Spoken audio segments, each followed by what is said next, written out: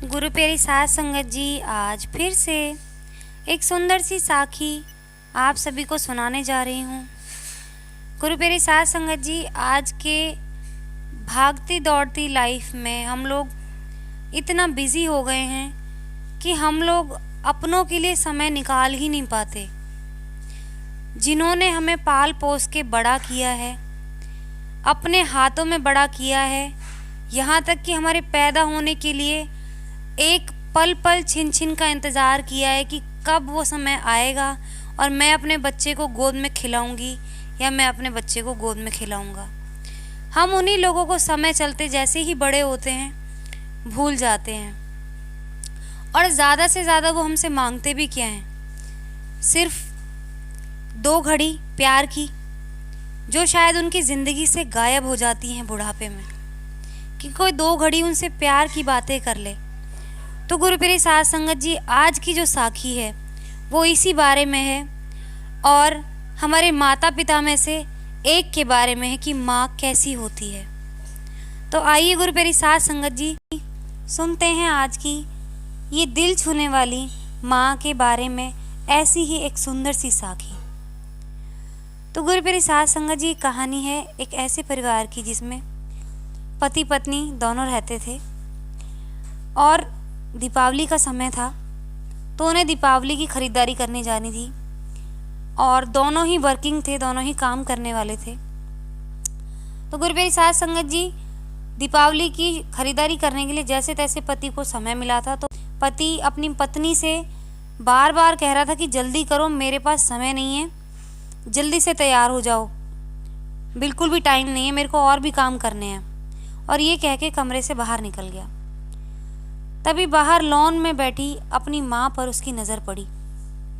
कुछ सोचते हुए वापस कमरे में आया और अपनी पत्नी से बोला, शालू, तुमने माँ से भी पूछा है कि उनको दीपावली पर क्या चाहिए?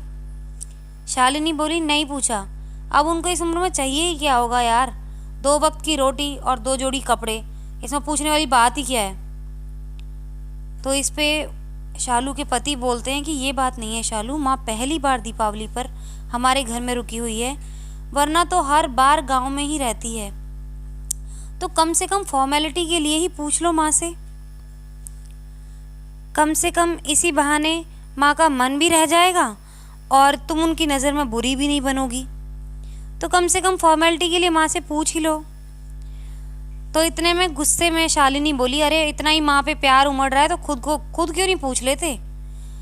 इतने गुस्से से आंखें लाल करके अपने पति पर चिल्लाते हुए बोली, और कंधे पे अपना हैंडबैग लटकाते हुए तेजी से बाहर निकल गई। सूरज, जो शालिनी के पति का नाम था, सूरज अपनी माँ के पास जाके बोला, माँ, हम लोग दिवाली की खरीदारी के लिए बाजार जा रहे हैं, आपको कुछ चाहिए? इससे पहले वो कुछ बोलता तो माँ बीच में ही बोल पड़ी, बेटा मुझे क्या करना है, मुझे कुछ नहीं चाहिए। सूरज कहता है, सोच लो माँ, अगर कुछ चाहिए तो फिर भी बता दो।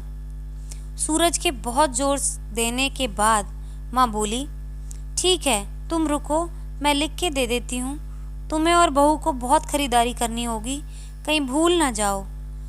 ये कह के सूरज की माँ अपने कमरे में चली गई। कुछ देर बाद बाहर आई और लिस्ट सूरज को थमा दी। सूरज ड्राइविंग सीट पर बैठते हुए बोला, देखा शालू, माँ को भी कुछ चाहिए था पर बोल नहीं रही थी, मेरे जिद करने पर लिस्ट बना के दी है।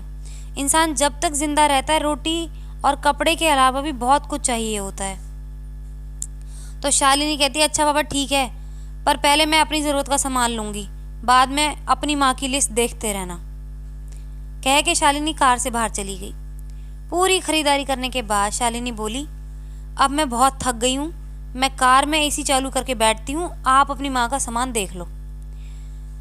तो सूरज कहता, अरे शालू तुम भी रुको, फिर साथ चलते हैं, मुझे भी तो जल्दी है, मुझे भी तो ऑफिस के काफ़ी काम करने हैं। तो गुरु प्यारी साध संगत जी, ये कह के शालू ने मुंह मोड़ लिया कि मुझे साथ नहीं चलना, आप अपने आप देख लो क्या मंगाया है। तो गुरु प्यारी साध संगत जी बड़े ही खेद मन से वो अपनी माँ की लिस्ट देखने लगता है, चलो कोई बात नहीं, मैं अकेले जाके शॉपिंग कर लूँगा। वो देखता है कि चलो देखता हूँ शालिनी मेरी माँ ने क्या मंगाया, एक बार मैं लिस्ट पढ़ तो लूँ तुम्हारे सामने। और ये कह के पर्ची जेब से निकालता है और कहता है, बाप रे, इतनी लंबी लिस्ट, पता नहीं क्या क्या मंगाया होगा। गुरुप्रिय साध संगत जी, यही बात शालिनी कहती कि इतनी लंबी लिस्ट, पता नहीं क्या क्या मंगाया होगा, ज़रूर अपने गांव वाले छोटे बेटे के परिवार के लिए बहुत सारे सामान मंगाए होंगे। और बनो श्रवण कुमार, कहते हुए शालिनी गुस्से से सूरज की ओर देखने लगी।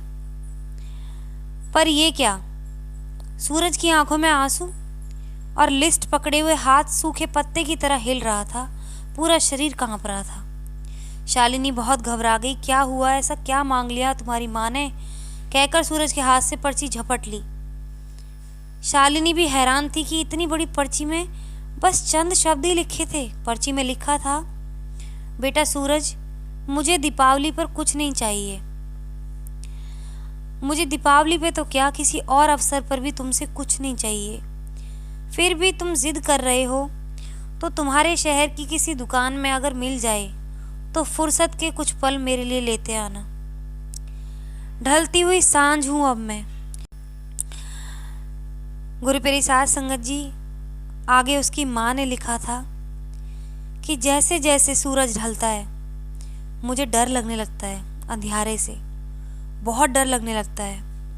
पल पल मेरी तरफ बढ़ रही मौत को देखकर इतना डर लगने लग जाता है।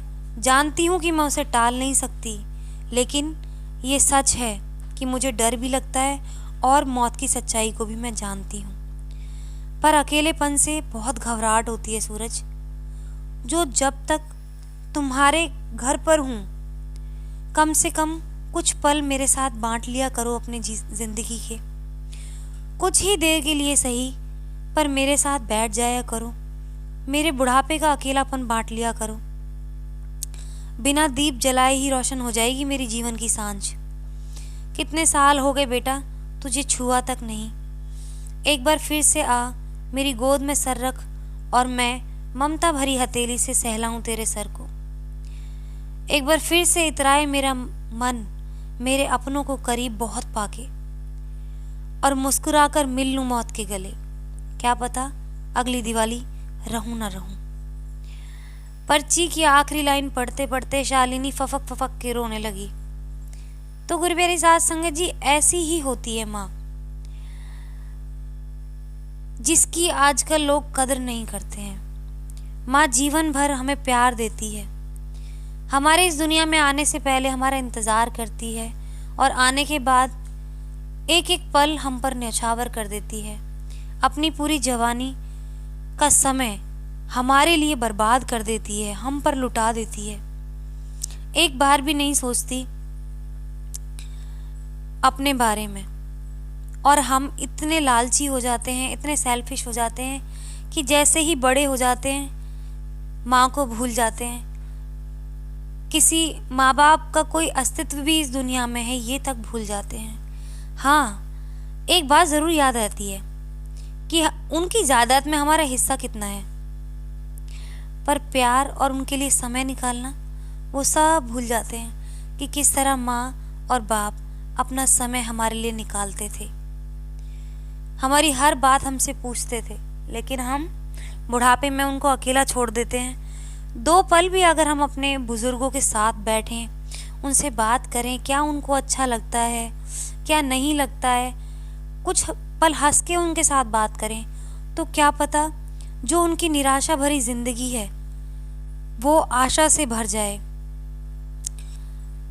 कई लोग बुढ़ापे में आके डिप्रेस हो जाते हैं, वो इसीलिए होते हैं क्योंकि कोई उनको समय नहीं देता, कोई उनको प्यार नहीं देता। तो अपने बुजुर्गों की इज्जत करें, उनको समय दें और उनके साथ प्यार बांटें। तो गुरुप्रिय साध संगत जी, आज इसी के साथ इस सुंदर सी साखी को यहीं समाप्त करना चाहूँगी। मिलती हूँ आपसे अपनी अगली वीडियो में नई साखी के साथ। तब तक के लिए खुश रहें, सिमरन करते रहें।